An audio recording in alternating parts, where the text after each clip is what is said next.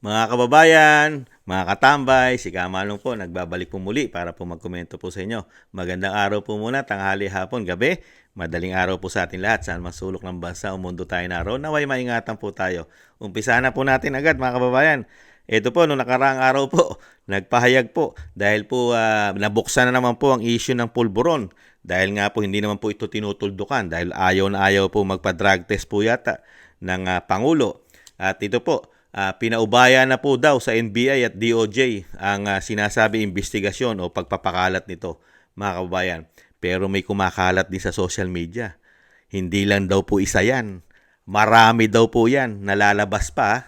Ayon po yan sa social media, mga tambay. May katotohanan din kaya yon? Baka mahirapan ng DOJ at NBI kung marami pang lalabas. At tingnan din po natin ang pamahalaan kung gaano po ka-stricto po pagdating naman po sa mga ordinaryong Pilipino, pagdating po sa drug test. Pakinggan po muna natin ang balita. Samantala, ipinaubayan na ng punong ehekutibo ng bansa sa Department of Justice o DOJ at maging sa National Bureau of Investigation o NBI ang gagawing investigasyon at posibleng pagsasampa ng kaso laban sa mga nasa likod ng pagpapakalat ng pulveron video. Sa kabilang dako naman, hindi direktang nasagot ng Malacanang kung magpapasailalim sa hair follicle test ang Pangulong Marcos Jr. para matuldukan na ang naturang issue. Eden Santos sa balita. Nagbabala ang Malacanang na sasampahan ng kaso ang mga nasa likod ng pulveron video umano ni Pangulong Ferdinand Marcos Jr. Sa press briefing sa Malacanang ay sinabi ni Presidential Communications Office Undersecretary Claire Castro na ipauubaya ng Pangulo sa Department of Justice at National Bureau of Investigation ang pag-iimbestiga sa pagkalat ng pulveron video. Una rito, muling nabuhay ang controversial na video matapos ihayag ng isang vlogger na si Pebbles Cunanan sa pagdinig ng TRICOM ng House of Representatives na si Attorney Harry Roque, ang anyay mastermind sa pagkalat ng pulveron video. Nakausap natin ang Pangulo at sinabi po niya na hayaan na lang po natin ang ating mga law enforcement agencies, ang NBI, ang DOJ, ang nagsagawa ng pag-iimbestiga patungkol dito. At kung mayroon dapat na managot, kung napakita talaga ang liability ng kahit sino dyan na involved, ay dapat lamang po siguro masampa ng kaso kung ito po ay makikita naman po ng DOJ at ng NBI. Pero inamin din ni Castro sa press briefing na dati na itong inimbestigahan ng Philippine National Police at ng NBI. Tatandaan po natin na inimbestigahan po ito, in-evaluate din po ito ng PNP at ng NBI at nagkaroon na rin po ng fact check at nagsagawa po ng panibagong pag-iimbestiga kung ito ay tunay o hindi, pero napatunayang manipulated ang sinabing video at may face swap. Ito ay galing din sa evaluation ng Deepfakes Analysis Unit na part of India-based Misinformation Combative Alliance or Combat Alliance. Pero sa tanong kung wala bang plano ang Pangulong Marcos na magpa-hair follicle test para matuldukan na ang issue, tila nagmistulang reporter na rin si Castro. Sino po ba ang humihingi? Kaya ang tanong ko po, sabi niyo sa social media hinihingi. Sino po in particular ang masasabi niyo sa akin na humihingi ng ganitong klaseng pag-test? Yan, Sino po Madam in particular? Yusek. Na po napanood niyo po? Sigurong, Ikaw na po ba? Sige po. Kayo po ang humihingi? po, Madam Sino po? Yusek, syempre kami po ay mga Pilipino rin. As a journalist, gusto po namin na hindi fake news. Yun pong aming ibabalita sa taong bayan. Okay, so humihingi po. Si Nagdidemand. si Attorney Vic Rodriguez, di ho ba Okay. matagal na rin naman niyang hinihiling niyang hair follicle test. Okay, tanong po natin. Ano po ba ang basihan para sa paghingi at i-demand sa Pangulo ang isang hair follicle test? Ito po ba'y may pagbibintang na siya ay di umanong gumagamit ng illegal na droga? Kung may pagbibintang, liliwanagin po natin. Kung may pagbibintang sa Pangulo, yung nagbibintang ang dapat na magpatunay kung may ginagamit man o wala. Hindi po pwedeng gumawa ng kwento, walang basihan, isang guni-guni para masira ang Pangulo at walang basihan. Sa briefing ay si Castro na rin ang nagsabi na nais ng Pangulo na maipakita sa taong bayan na hindi totoo ang kanilang pinapakalat na video at hindi totoo ang kanilang ibinibintang sa Pangulo. Eden Santos para sa... Paano malalamang hindi totoo kung ayaw na magpa-drug test ng hair follicle drug test, mga tambay? Nakita niyo po, ito naman po ang mga Pilipino, mga tambay.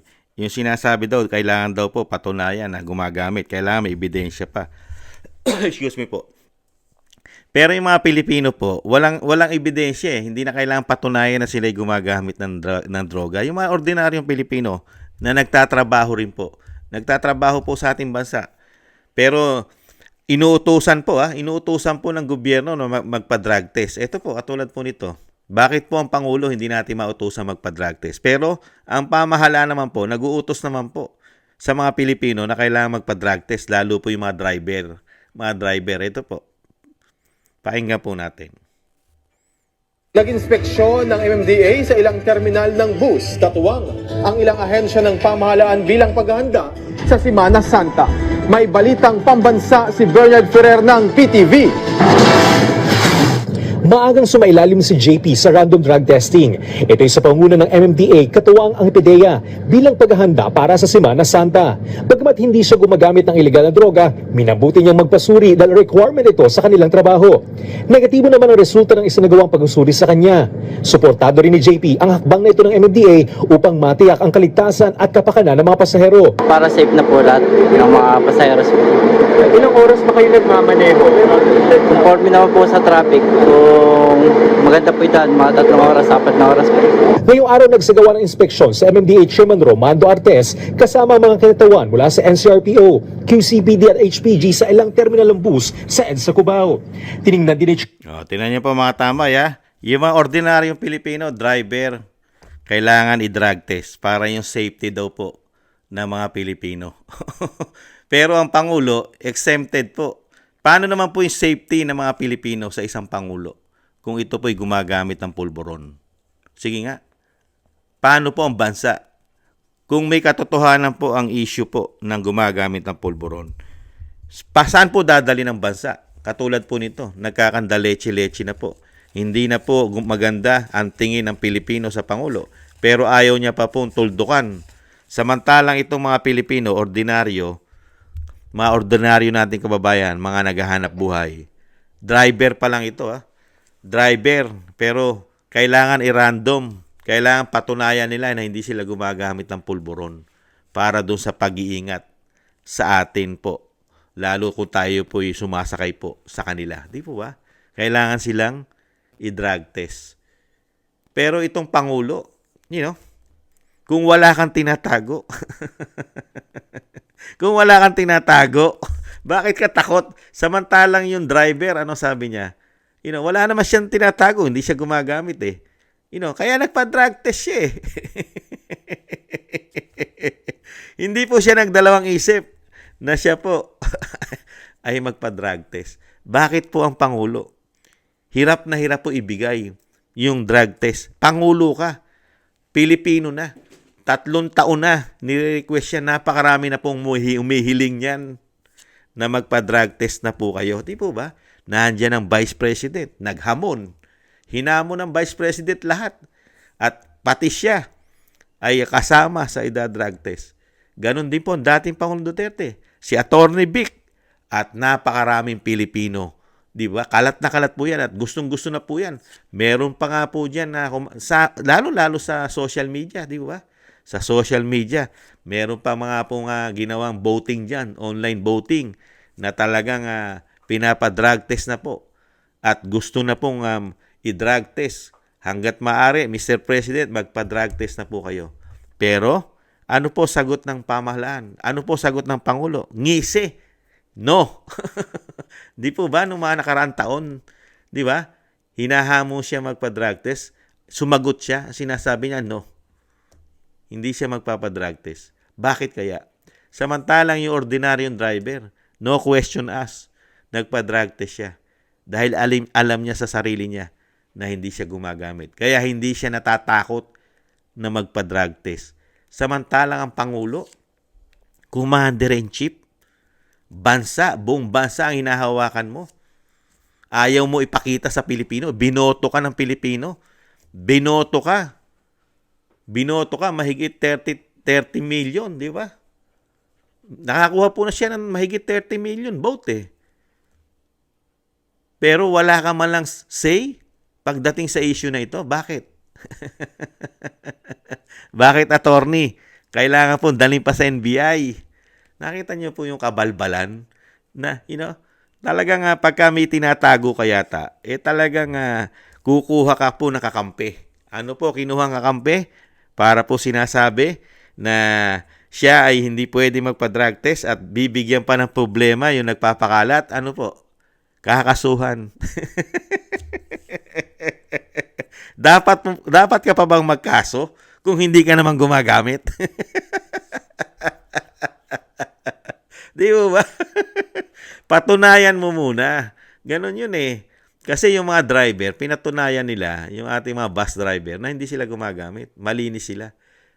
Ikaw, gigil na gigil kang mag-imbestiga, magkaso sa mga sinasabi mong fake, nagpapakalat ng pulburon video. Patunayan mo muna, Mr. President. Pangulo ka, halal ka ng bayan, nagtatrabaho ka sa Pilipino. Empleyado ka namin. Empleyado ka ng Pilipino. Bakit Pilipino, napakarami na, lalo sa social media, inuutosan ka na magpa-drug test. Samantalang yung mga bus driver, inuutosan yung magpa-drug test ng MMDA, di ba? Inuutosan magpa-drug test sa mga driver. Bakit ang Pangulo hindi natin mautusan magpa-drug test? Ang isasagot sa atin kakasuhan tayo ng NBI at DOJ. Anong klase po yan? Kaya tuloy ang mga Pilipino, hindi na po mawawala ang pagdududa ng Pilipino na talagang gumagamit po talaga yata kayo, di umano, ng pinagbabawal na pulburon, Mr. President. Katulad niya, Semana Santa, mga driver nagpapadrug test, hindi natatakot. Samantalang isang Pangulo, Commander-in-Chief, dadalhin pa tayo sa gyera, pero takot po sa drugs testing, lalo-lalo na sa hair follicle drug test sa buhok. Takot na takot, mga kababayan. May tinatago po ba kayo, Mr. President? Bakit po ba?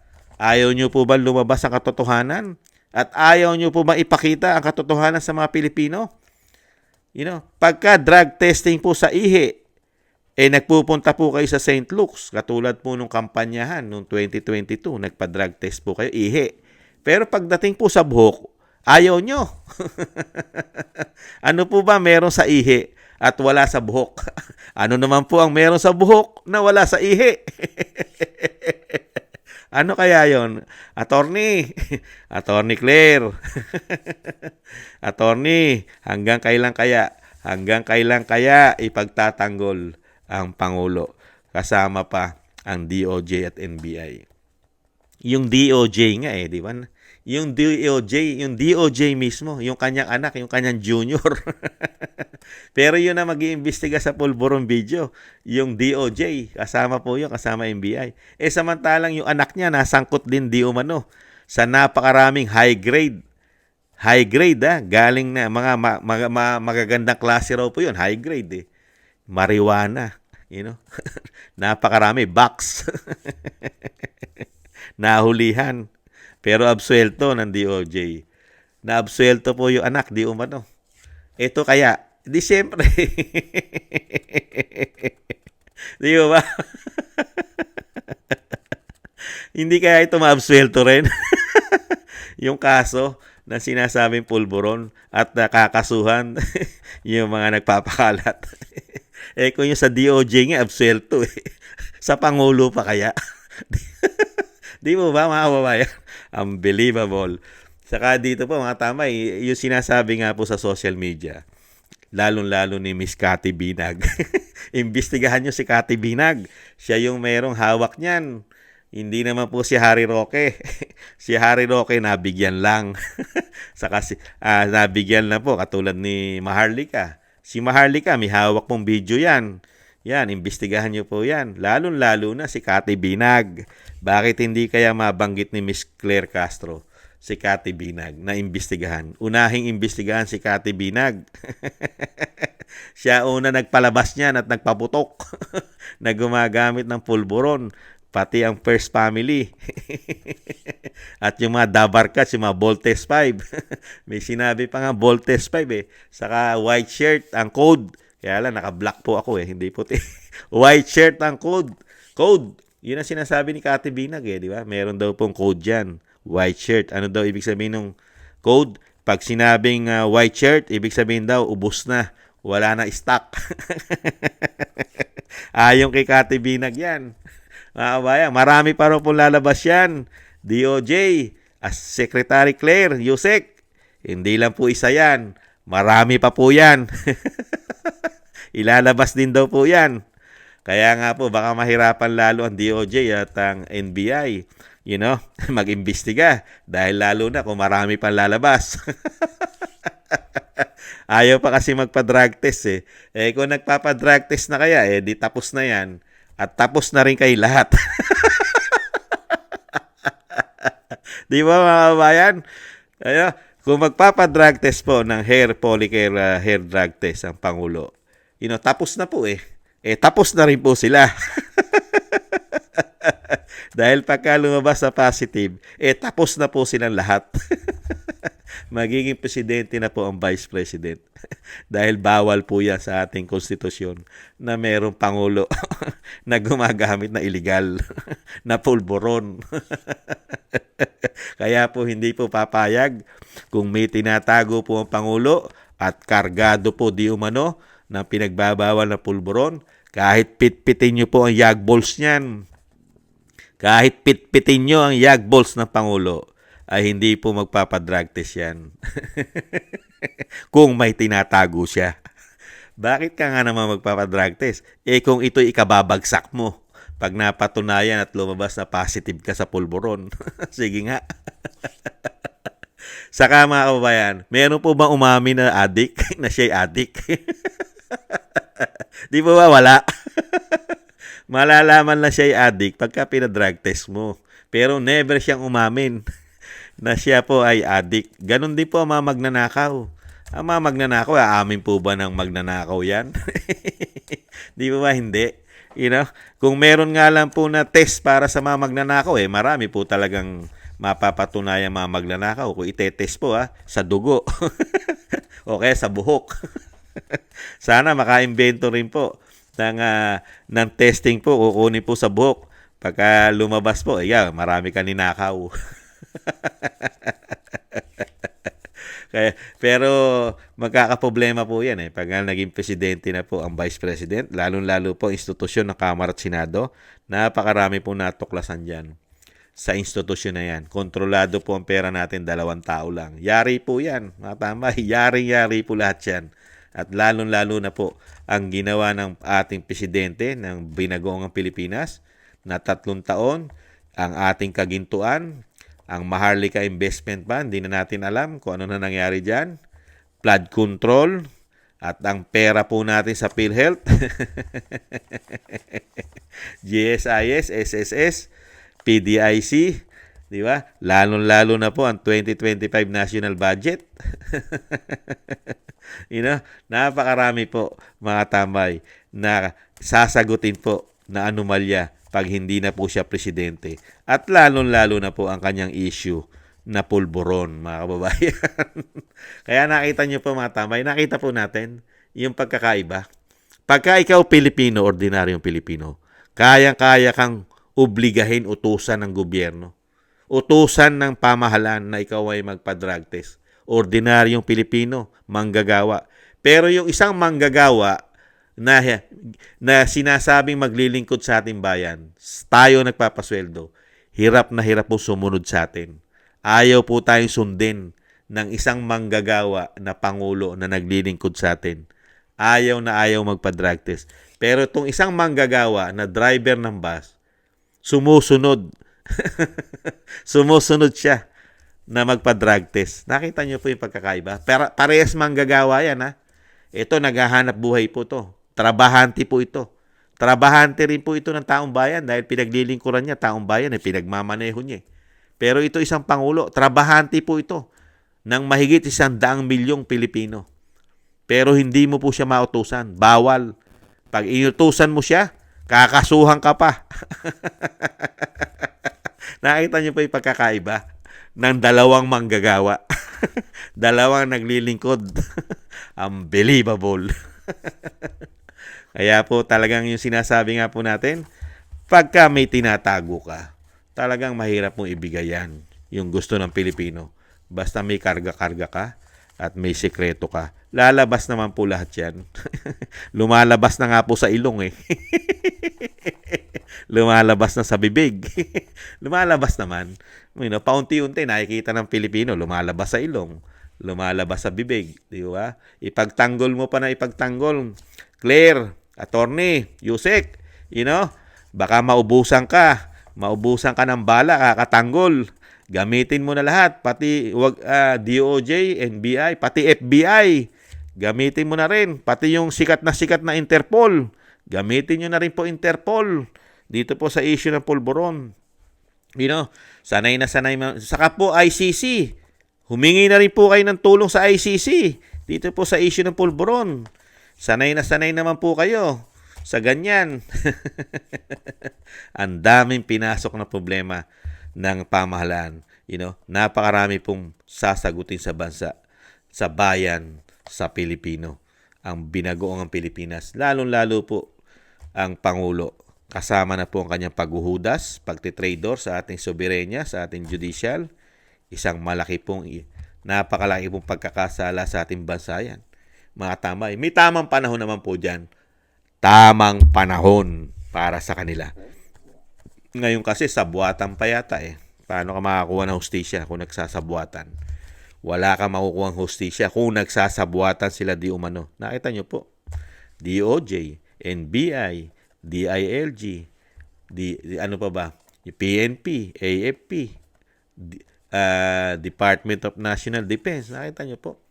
Nakita po natin ang sabuatan po yata nila. Halos lahat ng ahensya ng gobyerno. Nakatutok lang po, nagsabuatan para sa isang pamilya. Unbelievable. Good luck na lang po sa inyo, attorney. Yung sinasabi po nga ng mga Pilipino, yung lihim, yung baho, hindi nyo maitatago ng mahabang panahon ng baho. Sisingaw yan, mabaho yan. Lalo-lalo na yung mga sikreto. Hindi nyo maitatago ng mahabang panahon yan, sikreto na yan. Lalabas sa ilong yan, lalabas sa bibig. Sa susunod, sa tenga na makikitang lumalabas yan, kayo rin. Ang mga Pilipino, matatalino, hindi naman bobot, gagot, tanga yan. Di ba? Maraming salamat po muna bago tayo magsapos. Shoutout po muna. Thank you po sa mga biyaya po na inyong pinagkakalob at tiwala sa inyong lingkod. Shoutout po, Kingston, 123 ng Hong Kong, Gina Ray, Solid DDS ng Berlin, Germany, Jake Yahut ng California, USA, Jasmine Channel, Telma Pasawa, Dan Rivero ng Alaska, Bon Rosales ng France, John Sarip ng Amsterdam, Holland, Chona Banks ng Milwaukee, Wisconsin, USA, Julieta Silona ng Sydney, Australia, Ma'am LB Sermani ng North Miami, Florida, USA, Grace Obet ng California, USA, Michelle Del Valle ng New Zealand, Sara Nakamura ng Japan, Milencio Bandibas ng Jeddah, Arabia, Trojanta ng Korea, Lopez Ibina ng Saitama, Japan, Librado Reyes ng California, USA, Danilo Basan Jr. ng Saudi Arabia, Roberto Papa ng United Kingdom, 29 Narciso Esteban, Reynaldo Pexon, June De Jesus, Lee Chen, Ana Santos, Bon Rosales, Benjamin Garduque, Pepito Cabiso, Victoria Denbour ng Netherlands,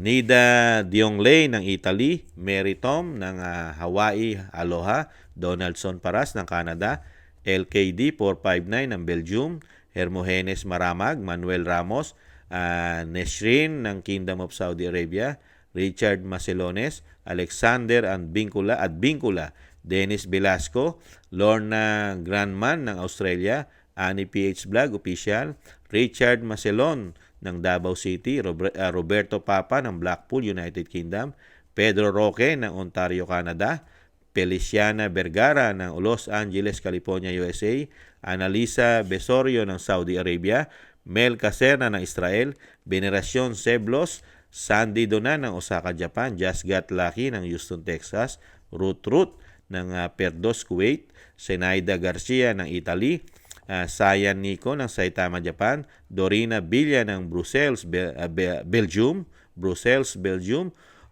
Olivar Edito ng Honolulu, Hawaii, Danilo Oñate, Madonna Sultan, Rolly Pineda, George Soleto ng Seattle, USA, Peli Subido ng France, Paris, at Dennis Velasco ng Iceland, Mario Carvajal ng Europe, Dorina Villa, Clara Ibarra, Luz Ferrer, Victoriano Carrera, Erlinda 60 Mix Vlog, Angelita Bales, SR Perpi Akiman Italy, Perpetua, Paulino Ablas, Josephine Quindosa, OFW Italy, Zenaida Ariola ng California, USA, Milagros Lee, Gladys Sherpa ng India, Helen Nape ng Turkey, Miyaki N. Smith, Maria Teresa de Jesus,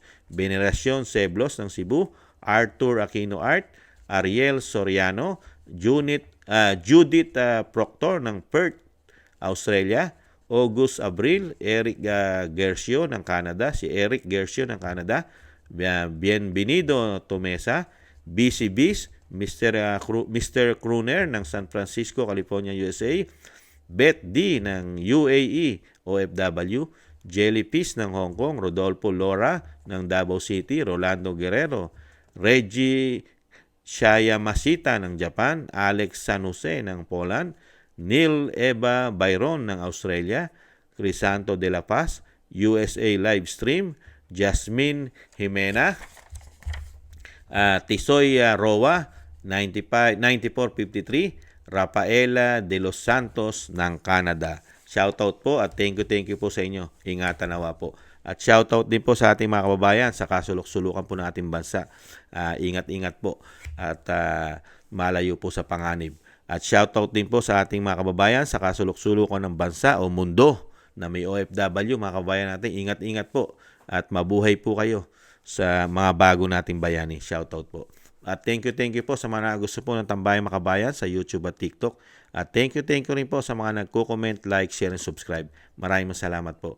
At syempre po, bago po tayo magtapos, huwag po natin kalimutan mga kababayan na isama po natin sa dalangin ang pag-iingat, madugtungan pa po ng mahabang buhay at kalakasan at makabalik po sa ating bansa sa lalong mabilis ang dating Pangulong Duterte. At syempre po, suportahan po natin ang Team Duterte na magbibigay po ng malaking pagbabago sa ating bansa. Lalong-lalo po sa investigasyon na dapat po maimbestigahan ang korupsyon, mga kababayan.